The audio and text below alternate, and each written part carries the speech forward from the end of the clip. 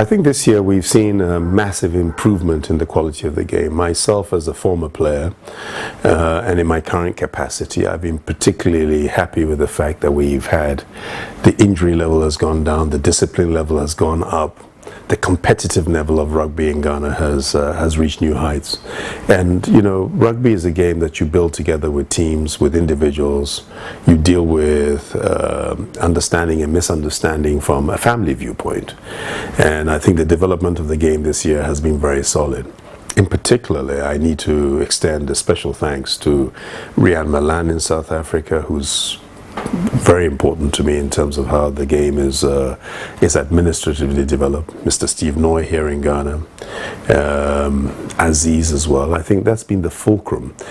I've been particularly impressed with the improvement in application of people like Bismarck and Captain Black. We've seen the development of getting into rugby with Captain Black, with Jason here in Accra.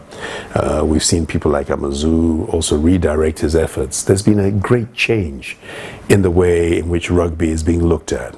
Obviously with change, you have some people who are for change, and you have people who are not for change, and those who don't want to see change and see dispute and other forms of confrontation as the way forward, I'm saddened for them, because that is not the way rugby is, and they frankly will be left behind as we try to move forward into a different realm. The quality of the game aside, we've seen the development of the image of rugby, the amount of exposure we've had in the media, the image of the players themselves as we prepare to go into Togo, has all been extremely, extremely positive going forward. We in the executive have invested massive amounts of money into the local game. We have scrummaging machines coming for next year. Some clubs have requested and are working payment terms to get other training gear, tackle bags and protectors and the rest of it as part of the league for next year. We, the executive, intend to move out of the running of the domestic game. We're certainly going to be moving into Super Rugby.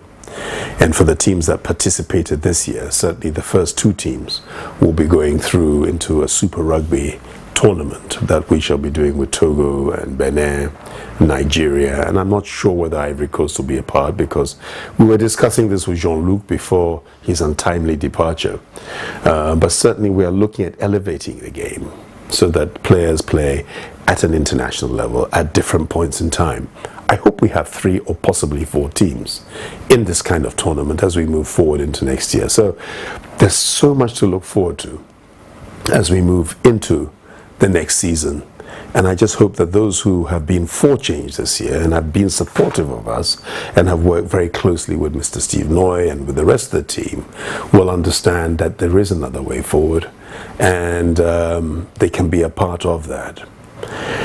I think that as we go throughout and we finish the year, I would ask everybody to remember Samed. Samed had an untimely accident, nothing to do with rugby. And we at the executive have provided all the support that we can. I hope those who go to church on Sunday and to mosque on Friday always remember Samed, that he makes a quick and healthy recovery back into full health. Thank you very much, everybody.